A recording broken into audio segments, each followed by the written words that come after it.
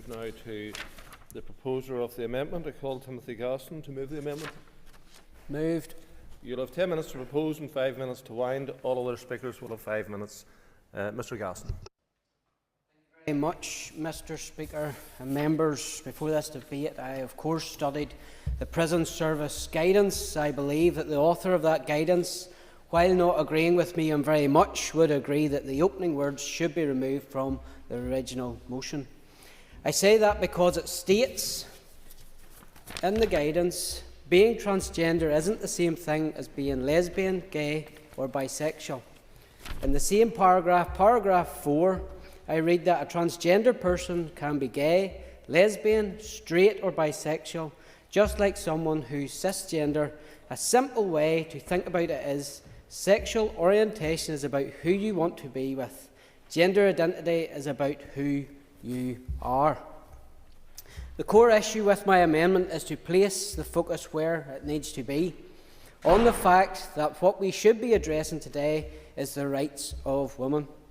I see no reason to have to preface a motion which comes before this House dealing with the women's rights issue with material committing our support to other communities, particularly when the policy paper we are discussing says what I have quoted above. But while it is interesting to think about what is in the document, it is also enlightening to think about what is not in it. The word woman or women, girl or girls appears nowhere in it. Today we rectify that. Today we give voice to a section of society who, in the race to supposedly embrace a more inclusive future where we must respect every identity as having their identity erased, so much so that official Dom cannot even define them. Women. I'll move on later on. I will give you the opportunity to come in. The right of women to have their own space within the penal system was something which had to be fought for and won. One of the most celebrated champions of female rights in the late 18th and early 19th century was the prisoner reformer, Elizabeth Fry.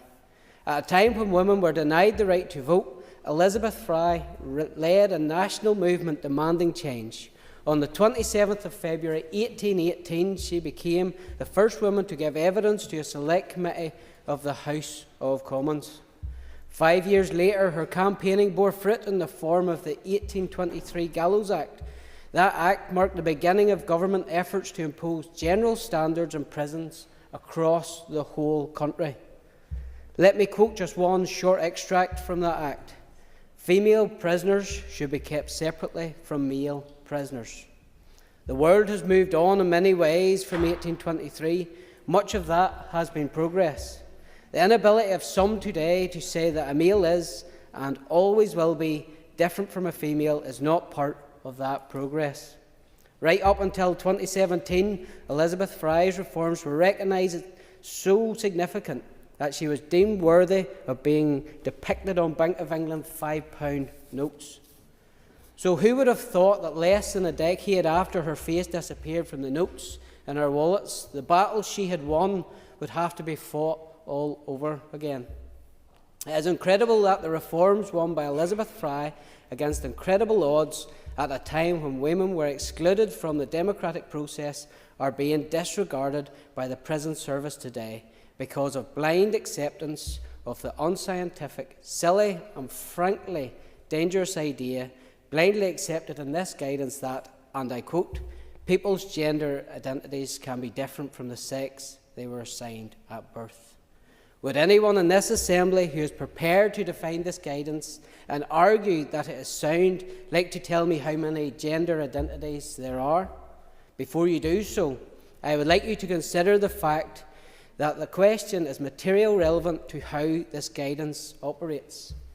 In paragraph 7 we read, a case-specific conference to consider the circumstances of each transgender prisoner will be chaired by the Director of Prisons. Attendees should include the Governor of the prison concerned, of their nominated deputy and the residential governor. Wherever possible, the panel should be gender balanced. Well, Regina Docherty, when leader of Fine Gael in the Senate, said that generations ago there were two genders. There were probably two sexes. There still are 2 sexes, but today I think we probably have about 9 genders. In June 2022, the Daily Telegraph ran a report on an email sent to BBC staff by Global Butterflies, a transgender group that they had drafted in for training sessions, no doubt handsomely reimbursed with licence fee payers. What did they say? Well, people can self-identify themselves in over 150 ways, and increasing. How many genders are there, Minister Long? Are there 2? Are there about 9? Or are there over 150? It'd be interesting if you could give us your position here today. And if you don't know or you refuse to say, how is this guidance fit for purpose?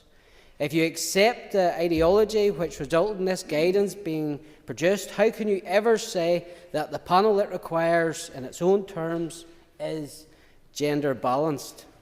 You see, this nonsense, and I make no apology for using that term, will always collapse under the weight of its own contradictions. If it was only laughable nonsense, it wouldn't be serious. But it is serious, members. Why did Elizabeth Fry champion single-sex prisons? Because before she won that victory, women inside prison systems were at risk of sexual and physical abuse from men. Now the Minister will point to paragraph 7, which says Northern Ireland Prison Service must take into account identified risks, and these must be managed appropriately. Minister, the risks were identified by Elizabeth Fry. Any rowing back on what Elizabeth Fry achieved will result in the return of a risk to female prisoners. We don't need panels convened at public expense over individual prisoners which are, by the definition of the terms they are set up under, inoperable anyway. What we need is a bit of common sense that men should be detained in male facilities with male staff and women detained in female facilities with female staff. Back in September of last year, when I raised this issue with the First Minister, I got a dismissive and condescending response which did not address the issue. Whatever the Minister says about the recent case decided by the High Court, the fact remains that in December, as reported by the BBC, a man won a High Court case to be transferred from Maghaberry Prison to Highbrake Wood.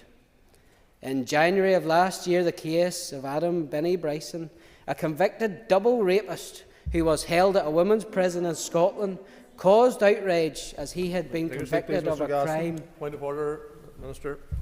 Mr Speaker, you will recall at question time last week I set the record straight with regards to the court case to which the member and indeed the former leader of the Ulster Unionist Party have referred, and there was no ruling against the courts. Could we get that on the record, and perhaps members could stop misrepresenting the factual position? Well, the Minister has put it on the record, and I'm sure that the Minister will clarify matters whenever she has her opportunity to speak. Mr Galston. Speaker, and as I was saying, in January of last year, the case of Adam Binnie Bryson, a convicted double rapist who was held at a women's prison in Scotland, caused outrage as he had been convicted of a crime which no woman could commit. Since then, a review has been conducted, which means that transgender prisoners are initially accommodated according to their sex at birth, while an assessment is carried out into whether it is more appropriate to house them in a men's or women's prison. The case also promoted action in England and Wales, with regulations introduced in February 2023 banning transgender women with their male genitalia intact, or those who are sex offenders, from being sent to women's prisons. The Assembly has an opportunity today to take a stand for common sense. The Assembly has an opportunity to honour the memory of a trailblazer in the campaign for equality for women. The Assembly, most importantly, has an opportunity to protect vulnerable women from the risk of abuse. I ask members to support my amendment laid before